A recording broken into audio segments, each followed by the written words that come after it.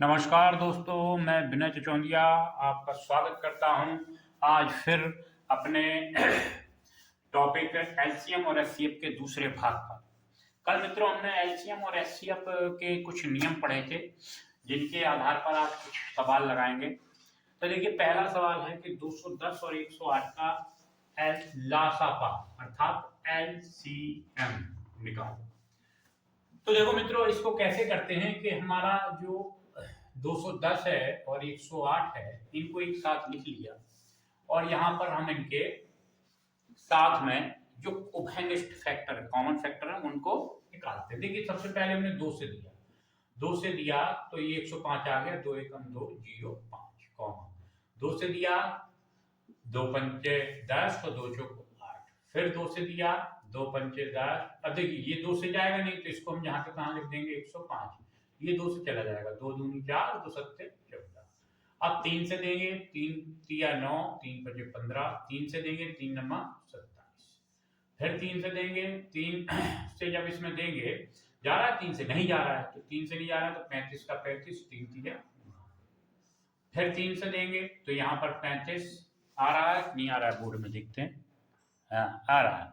देखिए, फिर 3 से देंगे तो यहाँ पर 1 आ जाएगा, फिर हम 5 से देंगे तो यहाँ 7 आ जाएगा, यहाँ 1 और यहाँ हमने 7 से दिया 1। ये जो गुणनखंड आए इसके जो आए 2 गुणे 2 गुणे 3 गुणे 3 गुणे 3 गुणे 5 गुणे 7, यही क्या हो गया इसका, यही हो गया आपका इसका एलसीएम। अब इसका हम लोग गुणा कर लेते हैं, दिख रहा है, बिल्कुल सही, वेरी गुड। अब इसका हम लोग गुणा कर लेते हैं, 2 दूनी 4 4 तिया 12। अब देखो इसको सरल करने का तरीका, 12 पंचे 60, जीरो पकड़ लिया, 12 पंचे 60। अब देखिए 60 तिया 180, 180 18 तिया 54, 540 गुणे 7 आ गया। अब इसका हम जीरो से करेंगे, 7 चौको 28, 2 आ गया, 7 गुना 35, 35 2 37, अर्थात जो इसका आंसर आ गया वो आ गया आपका 3780, 3780। तो इस प्रकार से हम इसका लासा निकाल लेते हैं। देखिए, कोई भी गुणा या भाग करें तो हमारे में जीरो का बड़ा महत्व होता है। जब भी गुणा करें तो ये पकड़ के चलें, अगर उसमें 5 यानी 5 के साथ कोई सम संख्या है तो उनका गुणा कर लें तो हमें लास्ट में जीरो प्राप्त हो जाएगा। जीरो प्राप्त होने से होगा क्या, गुणा करने में आसानी होगी। तो अगला सवाल हम लोग देखते हैं इसके बाद।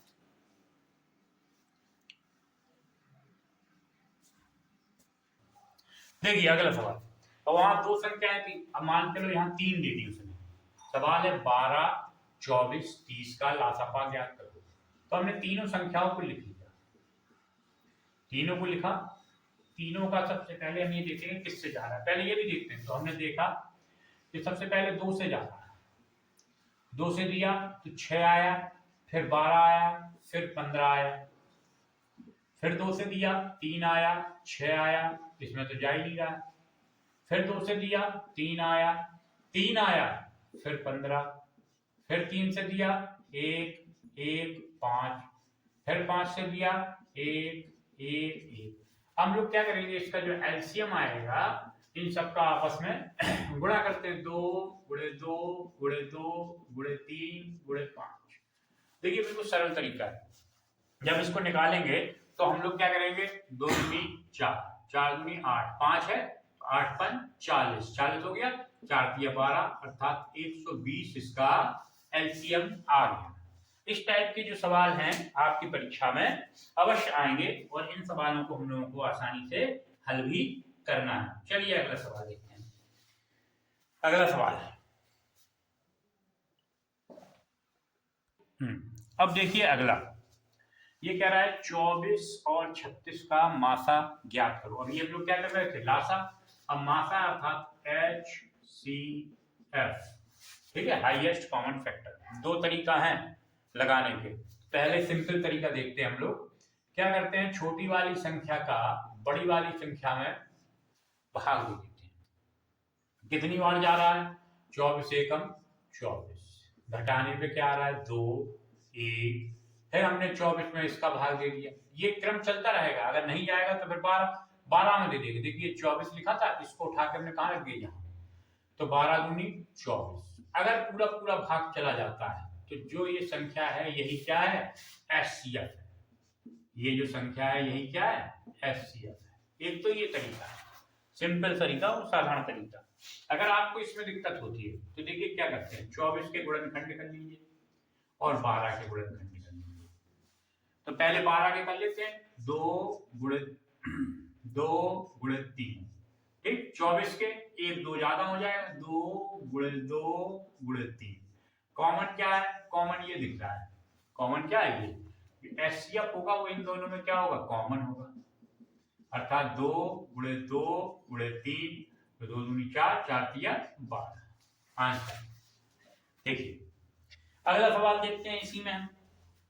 इसमें अगला सवाल ये है कि 24 36 60 क्या है, 24 36 इसी बढ़ा दो और 60, 24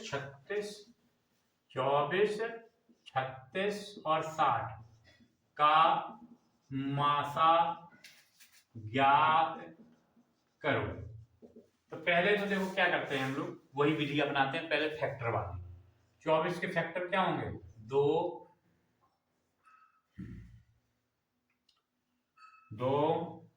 वो वहां पर गलती कर गए, यहां पर समझाने में थोड़ी गलती कर गए। पीछे वाले सवाल में क्या था, 24 और 36 का मासा था, उसके जो गुणनखंड थे उसको ऐसे देखिए, 24 का हम 12 का गुणनखंड निकाल गए, 24 के ये हो गए गुणनखंड, और 36 के निकालने के निकाल किसके गए, 12 के। तो देखिए 36 के 2 18, 2 9 3 3 ये हो गए।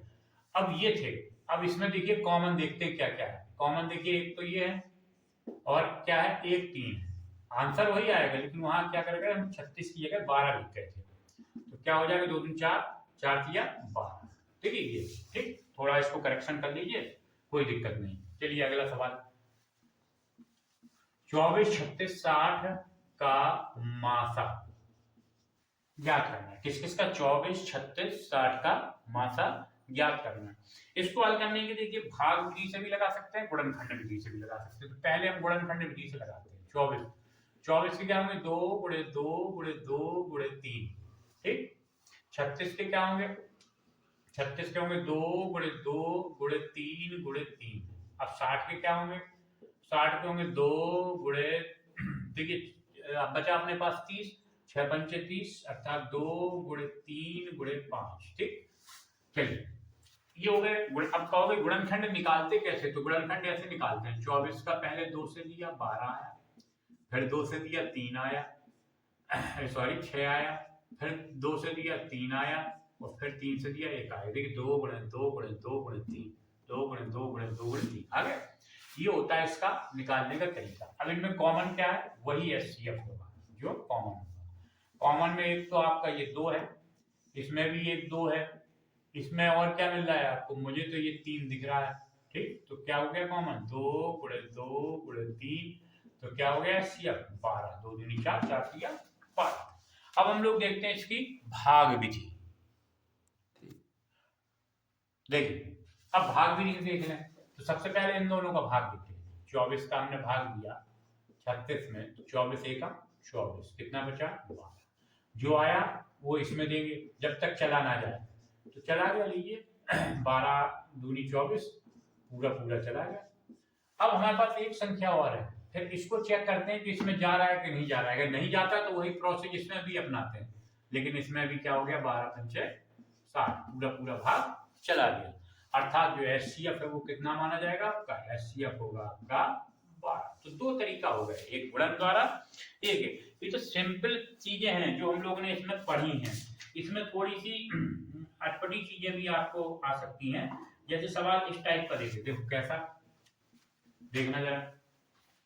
सवाल दे दिया आपको 2 गुणित 3 गुणित 5, 2 गुणित 3 गुणित 5, एक ये दे दिया, और दूसरी संख्या दे दी आपको 2 गुणित 3 गुणित 5 गुणित 7, 2 गुणित 3 गुणित 5 गुणित 7, और तीसरी संख्या जो दे दी तथा 2 गुणित 3 गुणित 7, ये 3 संख्याएं दी दी, इनका लासापा निकालो, का लासापा, क्या निकालना है, लासापा। अब इनका लासापा कैसे निकालेंगे, देखिए तीनों अलग अलग गुणनखंड में हैं, सब हैं, तो इनका लासपा निकालने के लिए करेंगे क्या, कौन सी ऐसी विधि अपनाए कि तीनों का लासपा निकाले। सिंपल सा फंडा है। क्या फंडा है, इनको जिस क्रम में लिखिए उस क्रम में लिख लीजिए। मैंने लिख लिया, जिस क्रम में ये लिखी है उसी क्रम में मैंने इनको नीचे एक दूसरे के उतार दिया। ये देखिए, अब क्या करना है, पहले तो लासपा का एक फार्मूला होता है। क्या होता है कि जो कॉमन है उसको नोट कर लो। हमने ये कॉमन है, लिख लिया भैया, ये कॉमन है, लिख लिया भैया, और क्या कॉमन है, ये कॉमन 2 बार है, एक बार लिख लिया, ये 2 बार है, इसको एक बार लिख लिया। मतलब जो चीजें उपलब्ध हैं, अगर एक बार वाली भी होती है तो उसको भी लिख लेते हैं। तो इसका जो लासपा निकलेगा वो ऑप्शन के साथ यही निकलेगा, 2 × 3 × 5 × 7। ठीक है, कितना सिंपल है, जो कॉमन है वो लिख लिया। यहाँ अगर कोई संख्या सिंगल भी बचती तो उसको भी लिख लेते, कॉमन प्लस जो बचा कुचा है वो भी। तो क्या हो गया, लासपा, यानी ये सबको लपेटे में ले वो लासपा। क्लियर। चलिए अगला सवाल देखते हैं।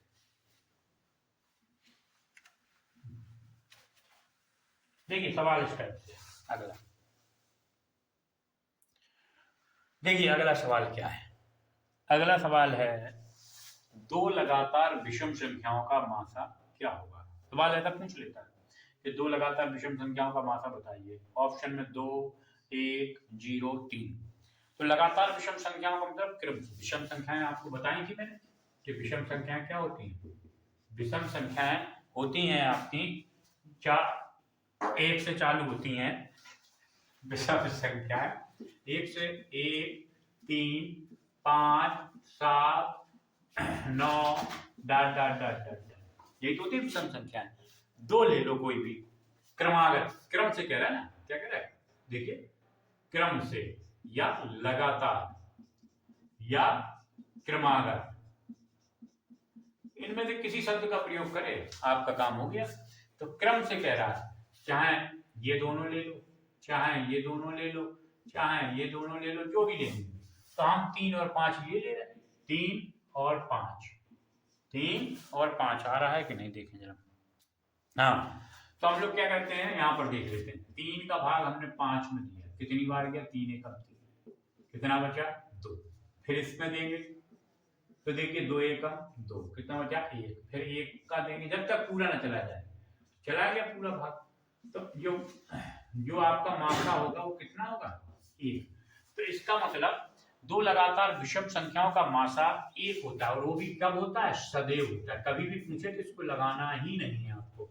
विषम संख्याओं का जो मासा होगा वो सदैव 1 ही होगा, इसको आपको कभी भी लगाना नहीं है, क्योंकि जो प्रश्न होंगे वो आपके सदैव वाले ही होंगे। ये अगर विषम की जगह सम होता, विषम की जगह, इसको देखिए मिटा देते हैं। अब विषम की जगह क्या होता है, सम होता, मान के चलिए क्या होता, विषम की जगह होता सम। विषम की जगह अगर सम होता तो इसको कैसे लगाते, तो देखिए सम संख्याएं क्या होती हैं, 2, 4, 6, 8, 10 डॉट डॉट डॉट डॉट अनंत। अब इसमें क्या करते हैं, 2 संख्याएं लेनी है, कोई भी ले लो। तो हमने ये दोनों ले ली, हमने 2 का भाग दिया 4 में, 2 एकम 2, कितना बचा, सॉरी भाग दिया, कितना हो गया, देखिए 2 दूनी 4, कितना बचा 0। तो एचसीएफ कितना आ गया 2। अगर हम लोग मान लीजिए 4 और 6 लेते, 4 और 6 लेते, तो 4 एकम 4, कितना आया 2। 2 का फिर किसमें, 4 में, 2 दूनी 4, फिर भी कितना आया 2।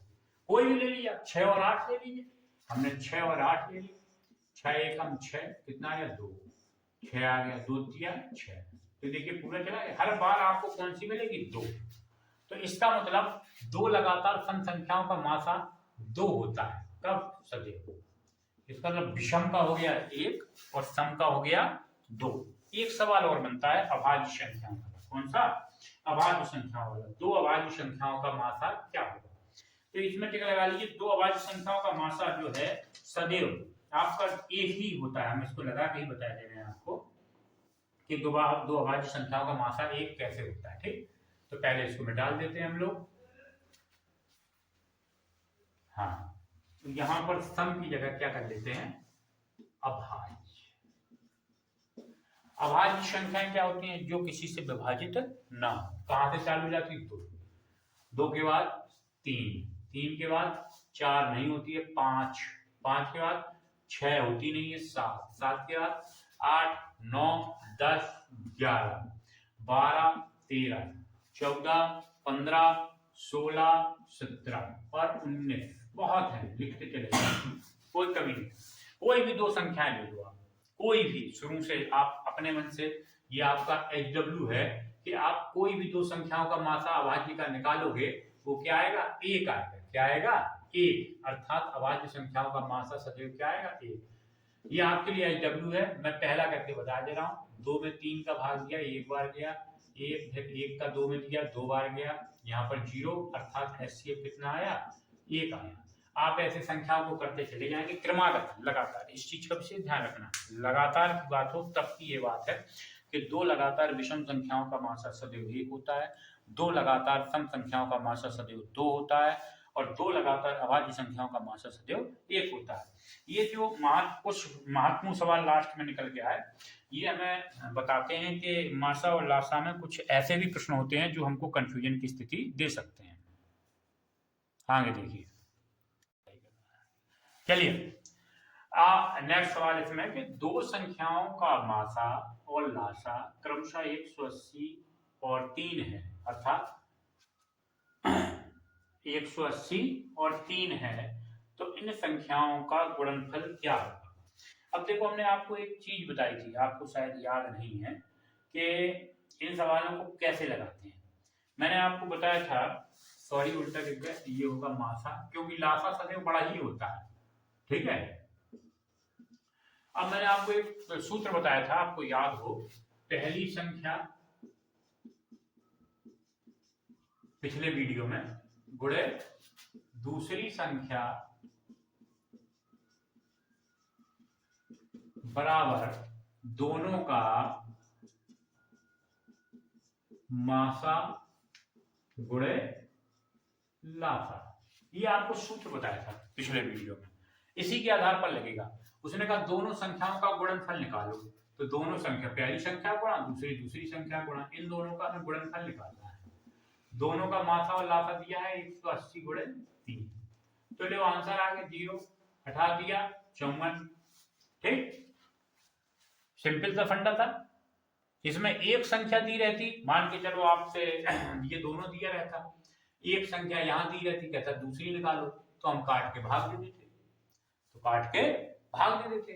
तो ये फॉर्मूला रहता है आपका। जैसे मैं एक सवाल यहाँ पर देखता हूं कि यहाँ पर सवाल देता है कि दो संख्याओं का गुणनफल दिया है, दो संख्याओं का फर्स्ट एंड, देखिए सवाल है 7वां, क्या क्या दिया ये देख लो। दो संख्याओं का गुणनफल कितना दिया हमको? दो संख्याओं का गुणनफल दिया 64, और लघुत्तम समापवर्तक यानी कि LCM दिया है हमको कितना? LCM दिया है 16। कह रहा है HCF निकालो, क्या निकालो? HCF, तो निकल आएगा HCF। कैसे? देखो, फर्स्ट इंटू सेकेंड बराबर LCM इंटू, देखो आ रहा है, और HCF। ठीक, अब इसको जब हम हल करेंगे तो देखो यहां पर कर दे रहा हूं, वहां का दिखाई ना दे नीचे। देखिए यहाँ पर दोनों का गुणा क्या है? 64 बराबर LCM 16, HCF हमें फाइंड करना है, तो 16 चौको 64, HCF कितना आ गया आपका? 4।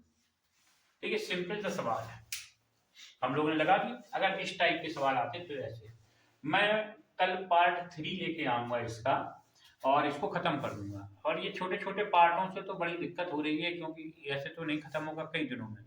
तो हम लोग प्रयास करेंगे कि अब प्रतिदिन आप लोगों से सजेक्ट करने के बाद प्रतिदिन लाइव वीडियो, अर्थात एक एक 1.5 घंटे की हम लोग क्लास रखेंगे।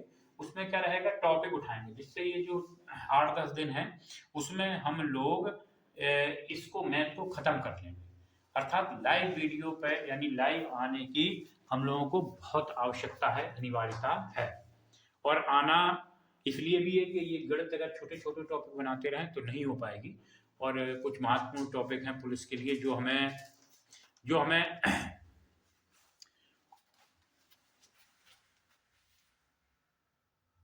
हाँ, एक निश्चित टाइमिंग के तहत भी। ठीक, तो आज के लिए धन्यवाद।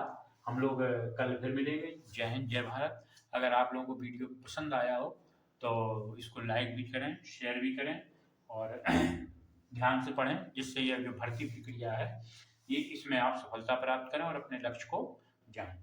जय श्री राम। आज का टॉपिक यहीं पर समाप्त होता है।